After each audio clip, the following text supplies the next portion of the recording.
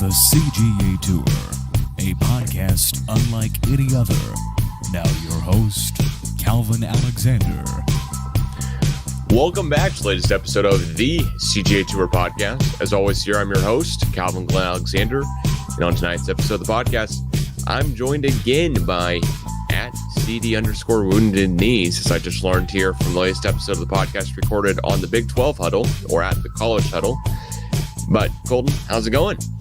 It's going good, Calvin. I'm glad that you agreed to listen to my ramblings as I sent you a text message late at night about, hey, let's fix the NBA. I'm always looking to record a podcast whenever, wherever. I keep usually the amount of the equipment. I usually keep enough equipment on me to record one wherever I am. Not necessarily, on a Saturday morning when I'm moving, but other than that, pretty good.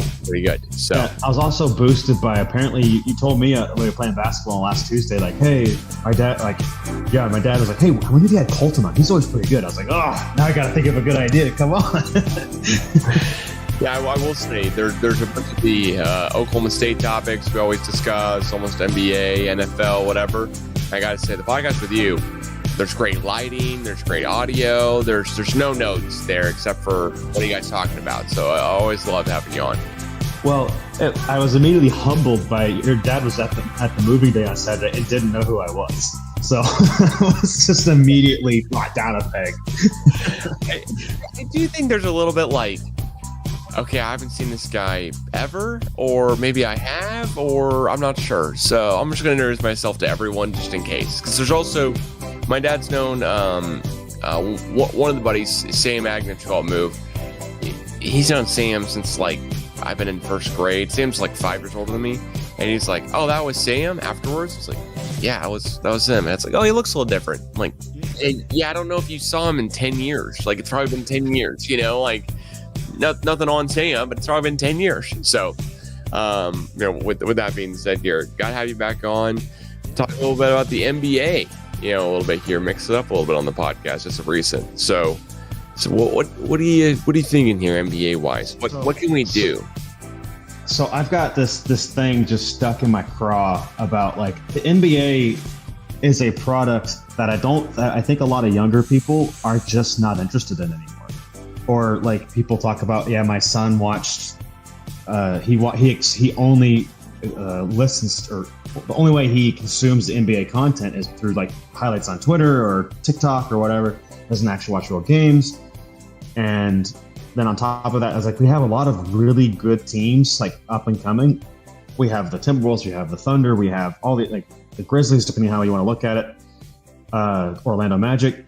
And there's just I feel like the NBA is getting in the way of itself, and it's clinging to traditions that I want to kind of I've got these half-baked ideas, and I'm really good at this. I have great half-baked ideas. I'm going to throw them at you, and maybe you can catch it and kind of mold the Play-Doh and go, hey, this is let's massage this into something that's different, and maybe we can figure out how do we fix the NBA.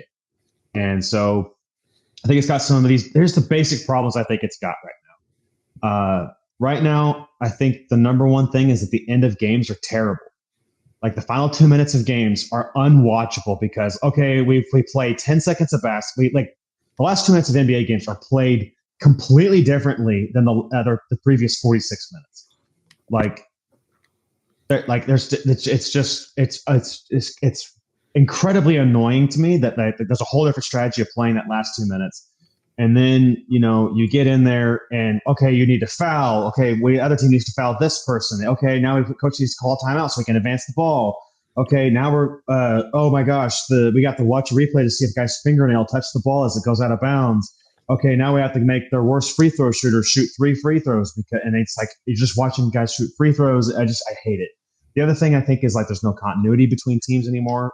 The Thunder, again, we're kind of celebrating the fact that the Golden State Warriors kept Clay, Draymond, and Steph together for dang near 10 years.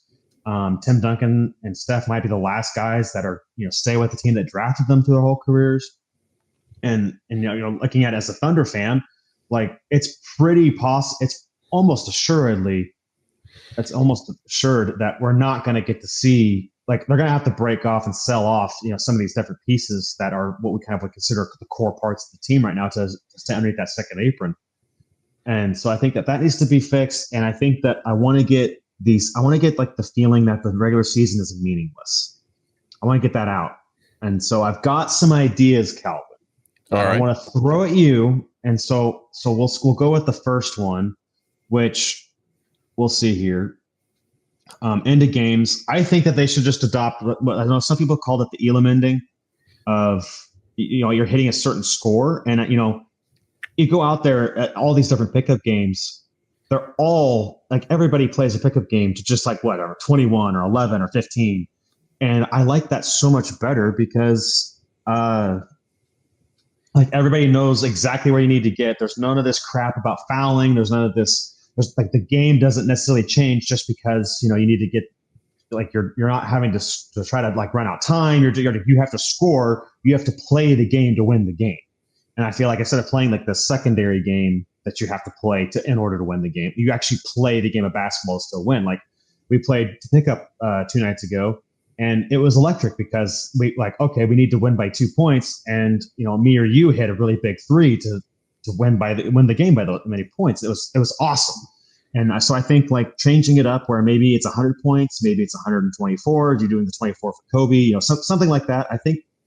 And it may be like if you work in that coaches still get all the timeouts. You got to have probably figure out a halftime of some kind. Maybe they play for 30 minutes and that's a halftime, or they hit like a 50-point mark, something in there. I think that's like my first idea is how to fix it. So I'm tossing you this lump of clay and letting you massage this into shape.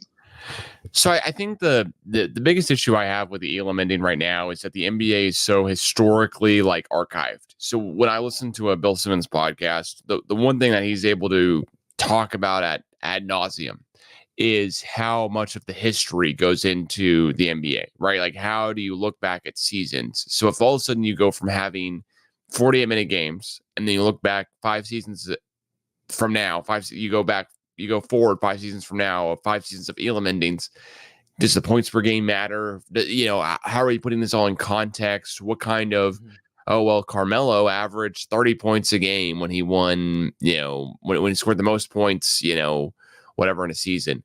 Then all of a sudden you're going, okay, well, then MJ had 35, for example. And then now elam ending, now it's pretty evenly distributed. So I have another idea besides elam ending. And that is the team when you're fouling at the end, right? Like, so ball's inbounded, you want to foul Rudy Gobert. There's no way you want to foul Anthony Edwards, but you want to foul Rudy Gobert, right? So you're waiting for the ball to be passed around. Well, within under 2 minutes, the team that gets fouled gets to choose their free throw shooter. So, for example, at the end of the game, okay, you know what? You fouled. All right, you fouled Isaiah Hartenstein. Oh, well, the Thunder go, yeah, we're going to pick SGA to shoot this free throws. So it's almost still automatic, but not quite. And that would just speed up the game overall because the fouling part, the stopping the game just wouldn't be as incentivized.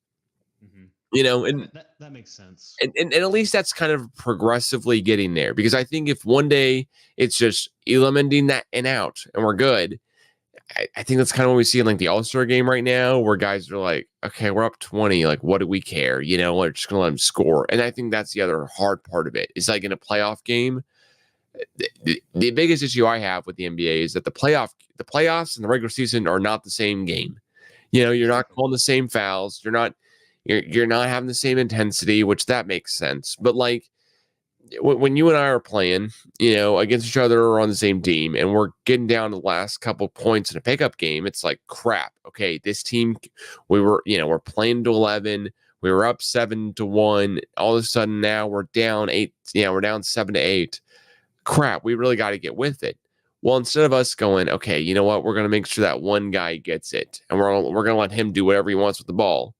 Instead of that, you can't really do that in the NBA. So, you can't really just leave a guy just leave him completely free and double team, for example, Kenny. So you can't do that. But what you could do is you could just say, you know what, we're just going to go foul him. But they're up 1, and so they're like, well, he's not going to shoot the free throw. And the other option I have is just make it 5 fouls. Go to the college rules. Make it where you don't get 6 a game. Because 6 a game, guys really are not fouling out. 6 a game. It's pretty rare. It's pretty rare. It's okay. we're going to talk forever about Luka fouling out of a finals game because he did foul out of a finals game. Okay, but like, did that change anything? If he had not fouled out, would they have come all the way back? Was he just really throwing a tantrum? I just wonder if all of a sudden, if Luka just went, crap, I got 3, and it's the first half, I'm gonna get 2 more. You're sitting him the rest of the first half, even if it's a quarter left. You just can't. You can't worry about it at the end. Maybe Jason Kidd goes, oh, you can. I love the idea of the alum ending, but in practice, does it change that much of how games are done at the end? Well, so I was going to also, with the elam ending, this has got to be the hot take. I would get rid of shooting fouls. I just and I totally get how that could get weaponized, because it definitely got weaponized against me whenever we were playing like one-on-one with guys in high school, and they knew that I couldn't hit free throws at that time. So they just would foul me, and I'd have to start over. I had no jump shot. I had no free throws. So they just would foul me. Okay, check the ball back at the top, foul, check the ball at the top. And they just do that over and over and over again.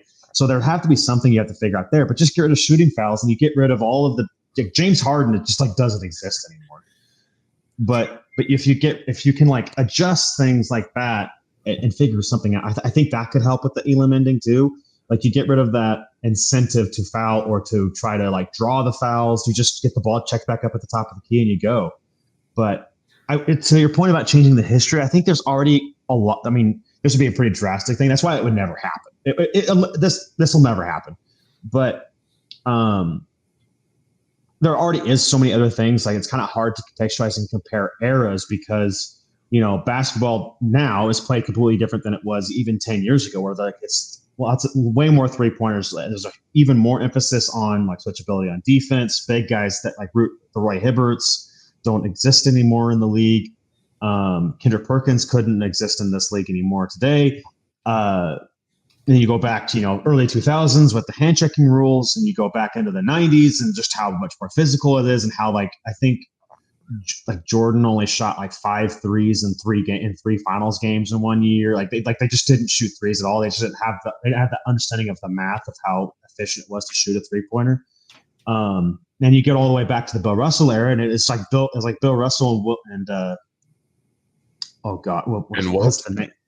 Yeah, and Wilt, who are just playing against like 5'10" white dudes that have no idea what they're doing, that are like can't even compare. It's J.J. Redick talking about Bob Cousy, the plumber, and now discourse or whatever. And so there's already like inherently in the game that there's like they got to kind of get over like clutching onto these pearls of we'll never be able to compare eras. Things will be different. You're still gonna be able to know like who the top scorer is, because it's still gonna if you're still going to 100 points to say, there's still that chance for like Devin Booker scoring 70 of his team's 100 points. That helps put in context. Hey, Devin Booker scored 70% of the Phoenix Suns points tonight. That there's still all of that. Assists are still important. Rebounds, like all the stats are still there that we can compare. But yeah, there'll be that.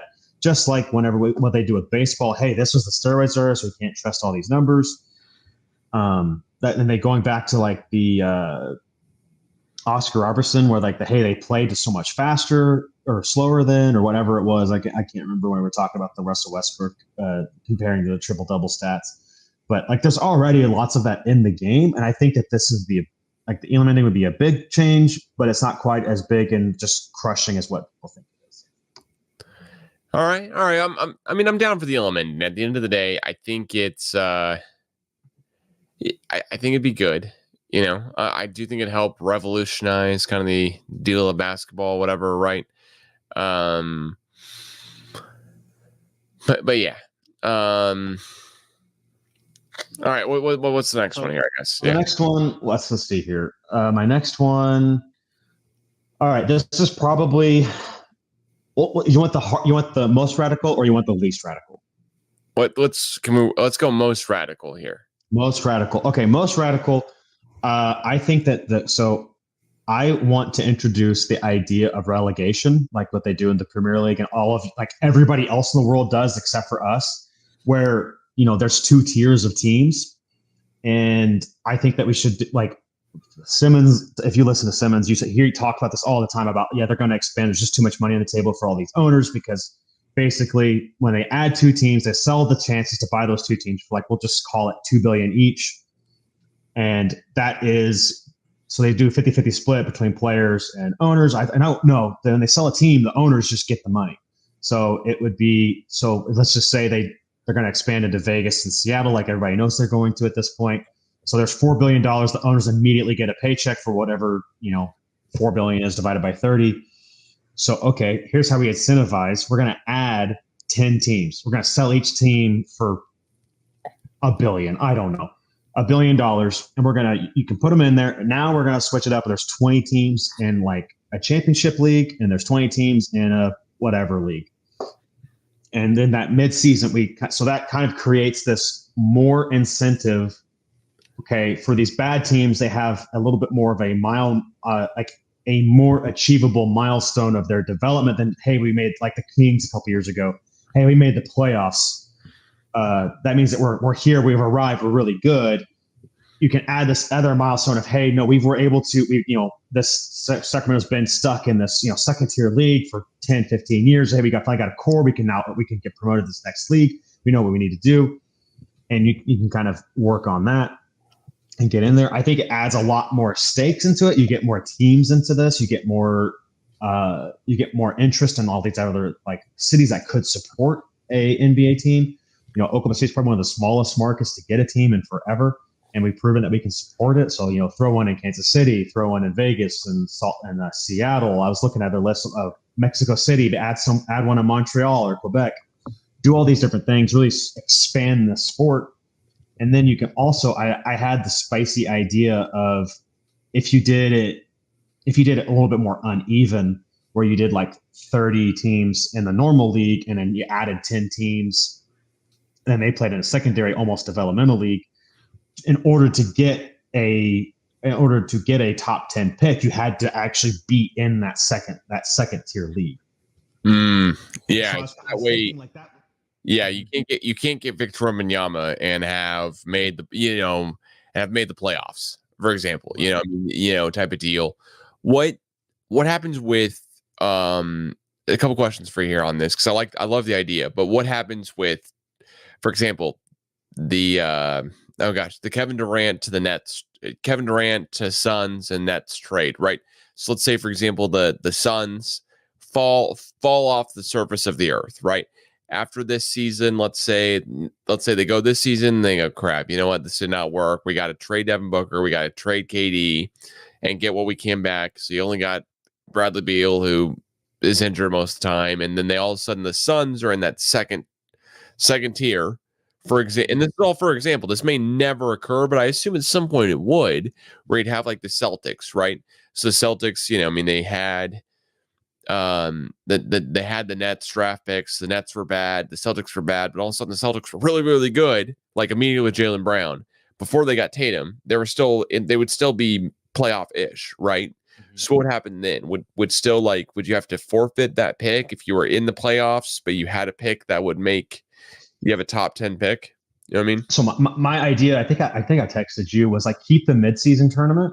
And and like the two leagues that still play each other and still work through that, but have that midseason tournament be the way of promoting a team from the second league to the top league.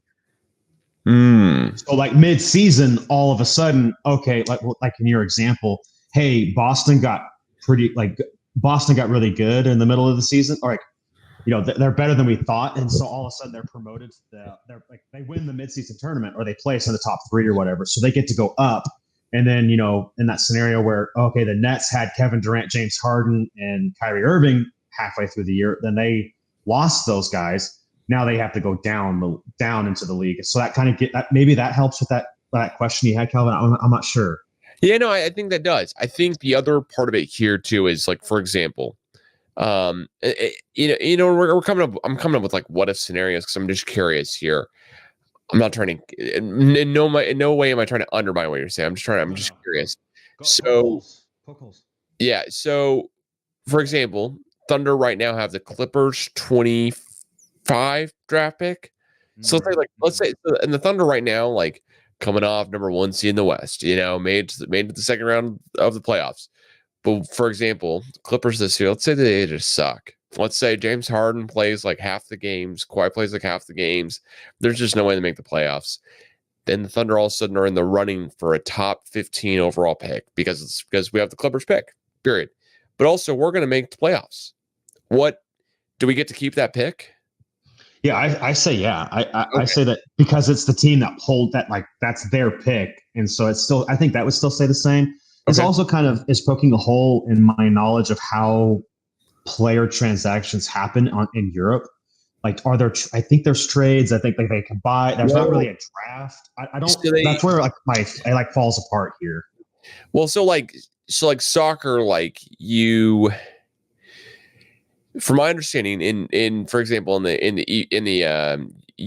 Premier League or the EPL, you have guys who are like, I do not want to use the word groomed. You have guys who are developed. Developed is the word I'm looking for. You have guys who are like developed. So for example, FC Dallas actually has younger teams, and the FC Dallas will like develop their players through their systems. You'll have like FC Dallas like under 15, under 16 or whatever. And then these guys, as they get older, and then once you're over 18, I believe you could play just for the regular FC Dallas team, for example. And that's what I'd say with the NBA would be great. It would also be great here, and I just want to add on to your idea. So, like, for example, the Oklahoma City Blue and the Oklahoma City Thunder are not going to be able to coexist in this idea, right? There's no way that two major league teams who could both, would be both in Oklahoma City. But Oklahoma City Blue all of a sudden goes, what about Kansas City? And you all of a sudden have, Mexico City has a team right now, but hey, why doesn't Puerto Vallarta, that's another city in Mexico that I just know of. So why don't they have a team? And all of a sudden you have Canada, Vancouver needs a team, Seattle, Portland, all of a sudden you have like a major hub of like 3 teams just in that one pocket, and Portland's the only one that currently exists. So, if you do all of those, would Oakland / San Francisco be able to support 2 teams? When you have the Santa Cruz Golden Nuggets or something, and you have the Santa Cruz Warriors, is the other one. Right now, I forget what they're called, but like, I think you have the San Diego Clippers are coming back. They're kind of in Oceanside. So you could really do it. You could really find enough cities that'd be. San Diego is a major league city that just has not had an NBA team in a while. Kansas City is a major league city that has not had a basketball team in a while. There are those differences, right? Fun fact here. Do you know that at one point it was the San Diego Rockets? Yeah, I think I heard this on a Simmons pod or something. I think it was for solo podcast. It's because San Diego was so into the Rockets of like shooting stuff into space. It just was a cool deal. It was not so. Regardless, it was not the Houston Rockets because of NASA. It was actually San Diego where it started. But point being, I think that would be a lot of fun. I would love to see that. To me, that is like the ultimate like NBA 2K should like let that setting be a thing, like relegation for the NBA. Because, for example, let's say you have Victor Wembanyama, and he's developing overseas in France. And you have Giannis Antetokounmpo, who's also developing overseas in Greece. Both were extremely different prospects in how that they were guys and how they developed, how they owned their traits, and how they were drafted, and what like development skills they got because of how they became players, right? Giannis was not shooting threes when he was 6'9", playing in Greece and mopping up floors, and that's his story. Wembanyama was shooting threes. He was handling the ball. But all of a sudden, if you have this idea of relegation, and you have the idea of like, for example, Real Madrid, and I think Real Madrid is who Alex Abrinas, former Thunder great, also born on August 1st, 1993. He was like developed through their system. So he was a really good player. Rudy Fernandez is the same deal. He was a really good player. He got developed through their system. So then you kind of take away what I think honestly sucks in American developing players right now is the AAU ball. AAU ball is just gone. So I think you're killing like I think you're you're killing like a third bird with a stone you didn't even know existed by doing it, because you're also taking out the idea of like these guys playing just if you and I just go pick up basketball at the YMCA, we know no one else out there, and we are not on the same team. We are guarding each other. I can guarantee you, because we would want to, because otherwise we'd be tearing our hair out going, I don't even know how this guy plays basketball. He's not going to pass it ever. I'll just guard Calvin. I know what he's going to do with the ball. He's, and I'm going to do the same thing. I'm like, I know how Colton's going to play basketball because I've seen you play before. But when you walk into a gym in Oklahoma and you play basketball, no idea if this guy is like, oh my gosh, he's got a lefty hook shot. Okay, that's the one thing he's got in his bag. Or for example, you've got the spin, spin move to the basket, right, to put it up. But then there's plenty of guys where I'm like, he is pulling up some threes and he should not be pulling threes. And then if you've got the other guys going, he really thinks he's just an excellent passer, and props to him because no one else really passes the ball anymore. But that is just not the skill set we need from this guy out of the post. He's 6'10" and no one else is 6'6". Like, dude, just get some rebounds. Then maybe pass it, to some 3-point shooters, but mostly get some rebounds and put it back up, So, but all of a sudden you see European basketball being played, just a way different style. FIBA Olympic basketball this summer is going to be awesome to watch, but we know that there's guys like Carmelo Anthony and Jason Tatum who excel in FIBA/Olympic style basketball, whereas like Anthony Edwards, he might be really, really good because he's just really good. But this might be the stage where everyone goes, you know what? I think SGA is just way better than Anthony Edwards, because SGA is just going to play a style of basketball with the Canada team that showcases more of his skill set than does Anthony Edwards. And we just see how it's played, right? Like there's a reason why there was the Redeem team. It's because it was like, wait, what happened in 04? Oh, these superstar guys like didn't know what they were doing, So, well, Anthony Edwards he's going to show up and be the best athlete on the floor in probably every single game that they play. And that's saying something, but is he the best basketball player on the floor that he's playing? And I don't really know the answer to that but he is such an athlete. That's just how the American systems are built up. And Bill talks about this. A lot of people talk about it.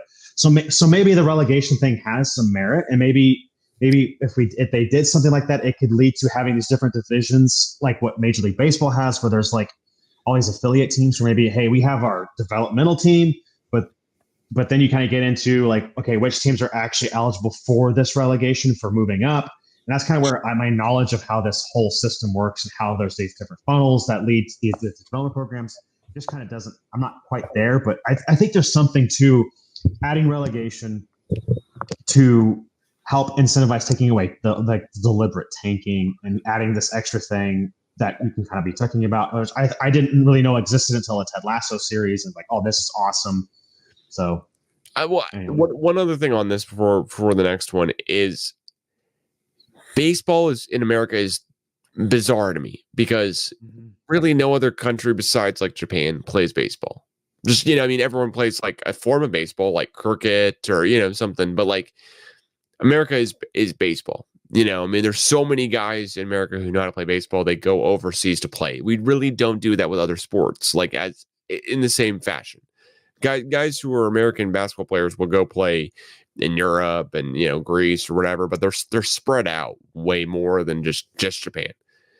Point being, baseball, there's also independent leagues. There's AAA, AA, there's low A, high A, single A. There are millions of baseball teams and leagues.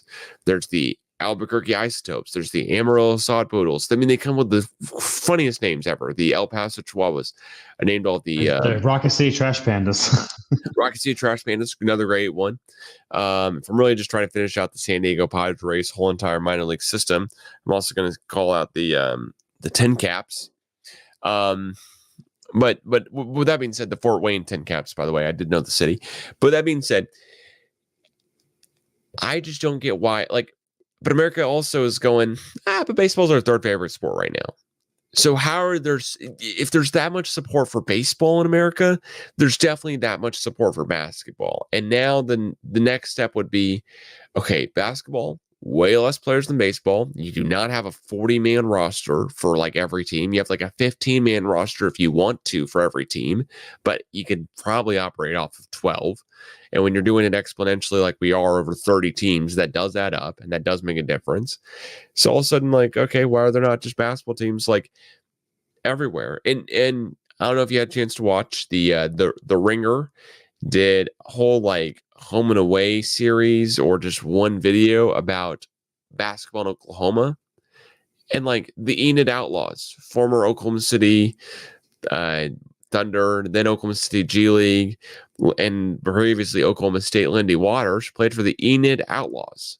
And like, Enid just had a team. Is Enid a bigger town than Stillwater or a smaller town than Stillwater?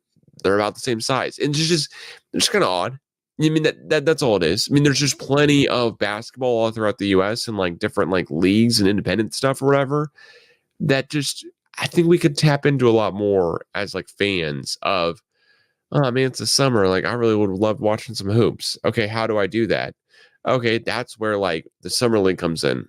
Cool, but the summer league, Thunder are playing right now as we record this on Monday night. I think they're playing the 76ers. I've seen 3 different updates about Jared McCain, the number 16 pick, doing something for the Sixers in the game. Cool. But like, it doesn't mean anything. Whereas in this relegation deal you're talking about, what if you have the Delaware Bluecoats, which is the Sixers minor league team? What if all of a sudden they have guys? Why don't they have the G League play now? Why is the G League not right now? And then all of a sudden you have guys who are, at least in the short term, before this whole idea fleshes out, able to kind of bump up, make rosters. You know, why is the G League just not from June 1st to September 1st or whatever? I mean, you wouldn't want it to be the whole, the same length as an NBA season. You would still want to give them like all of October off or whatever. But I just don't see there's a harm in that necessarily, because these guys are still playing basketball. They're still practicing. Like, they're not really taking off like 3 months to recuperate their bodies. They're playing the Olympics. They're playing FIBA. They're doing a bunch of stuff. So this isn't like, oh, these guys need a ton of time for their bodies to heal. Maybe they do, and stats could go back and show that. But I just don't think it's the same. Everyone is all up to date on getting the masseuses and the massage therapists and, all that type of stuff done.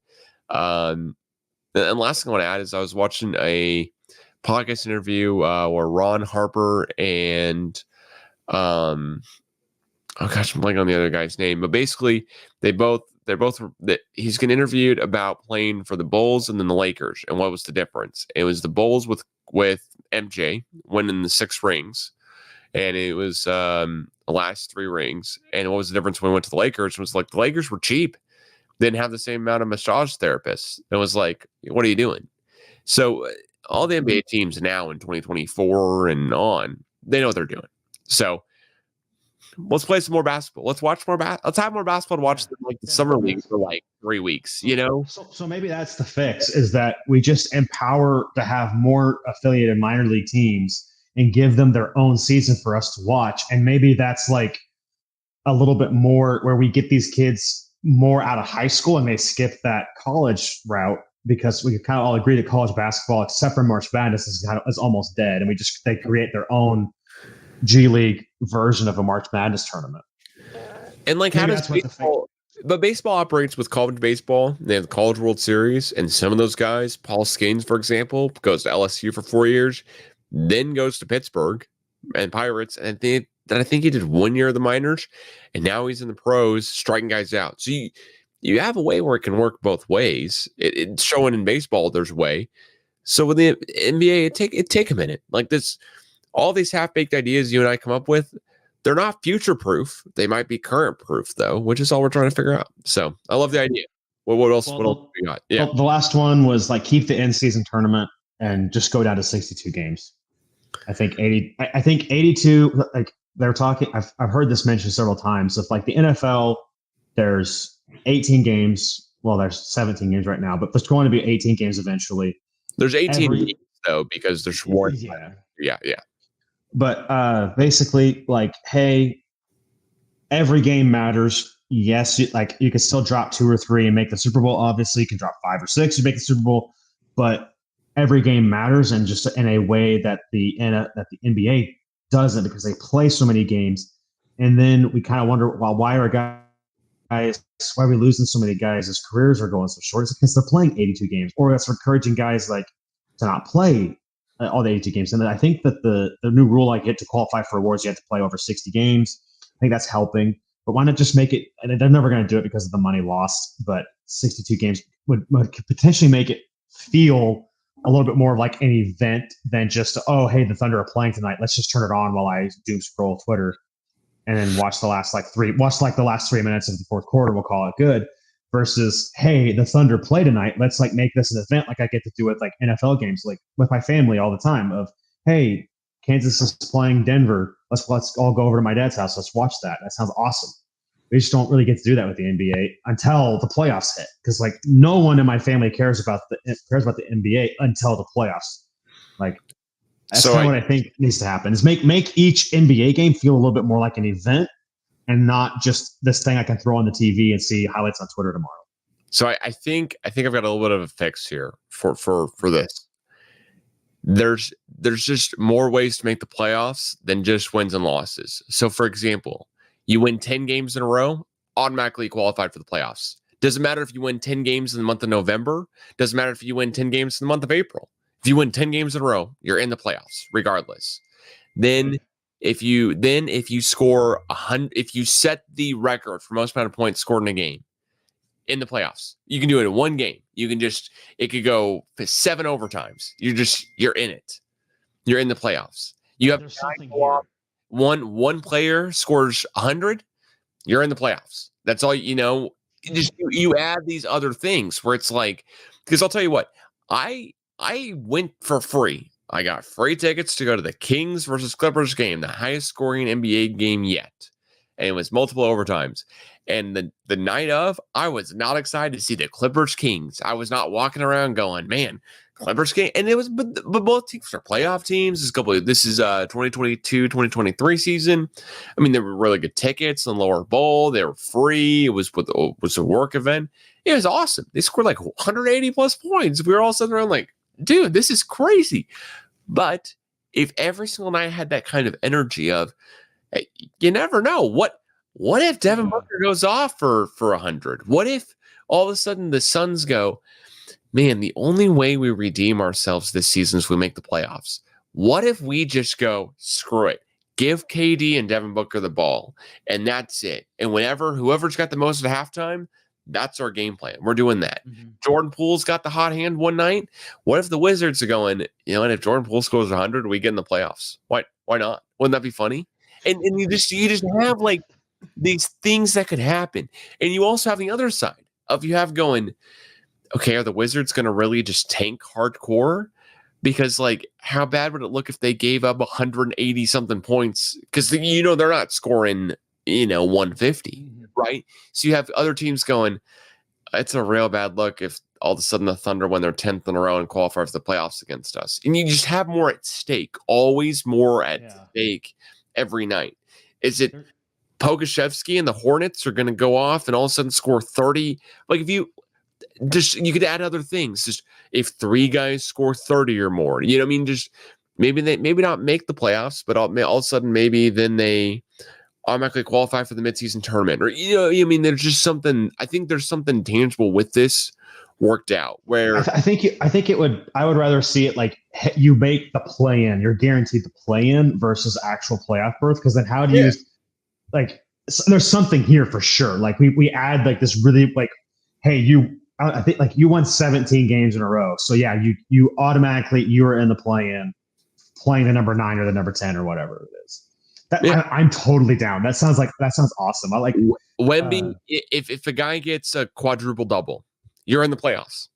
You're a 10th seed at worst. You're in the play-in. Wembanyama gets 10 blocks, 10 steals, 10 assists, 10 points.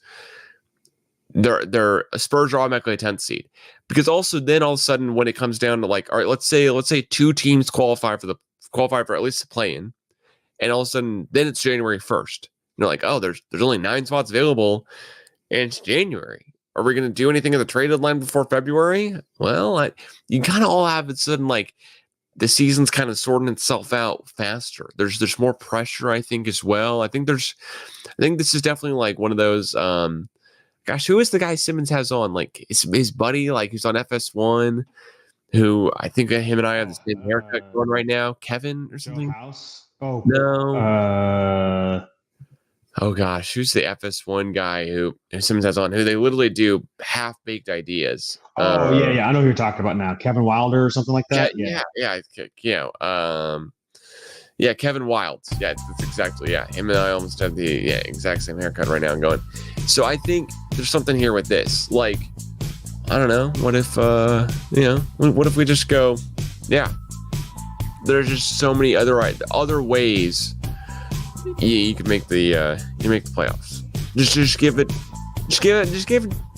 more options to secure a playoff berth, because I think that is what everyone is ultimately after. Either way, you're either after it in the Thunder fashion of we are going for it 100% right now, and they also have teams like the Wizards or.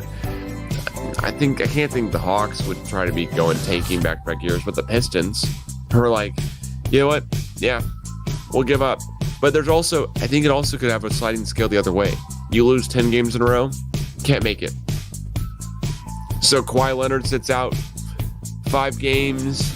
All of a sudden you're going, we can't sit out Paul George at 2. He's got to play. We can't rest guys due to, whatever. So. I think there's something there. So I think getting weird with it would help out the NBA quite a bit. I think we should definitely start looking at something like that. Yeah, it'd be a lot of fun. Would love to see it. And I think there's ways that we kind of revolutionize all sports like this. There's more at stake all the time. You know what? Oklahoma State scores 90 in a football game. You're in the Big 12 championship. That's it. You know what? Everyone's mad at West Virginia because they couldn't stop them, but just back to life. You're automatically in. Same thing with basketball or golf or just more at stake. More at stake from like the points and statistics perspective, because all of a sudden then you're watching more than just straight up the scoreboard. I think that'd be more fun to it as well. With Colton, with that being said here. Thank you so much for joining the latest episode of the CGA Tour. Any shout outs you want to give out before kind of wrap this one up? Man, you caught me off guard. I'm just going to shout out myself. Follow me at CD_wounded knees on Twitter. Shout out your ACL, your MCL on one knee, and your meniscus. Yeah. So left knee was ACL, MCL, meniscus. Right knee was ACL and meniscus. Okay. Both non-contact injuries. Hate it when that happens. Well, maybe see it tomorrow night at Hoops. Maybe not. Depends on if I can make it as well, of course, always. But that being said, Colton, thanks so much for joining the latest episode of the CGA Tour podcast. Please follow at the CGA Tour on Twitter, Instagram, X, TikTok, YouTube, and wherever you listen to podcasts. And we'll catch you guys again soon. Thanks.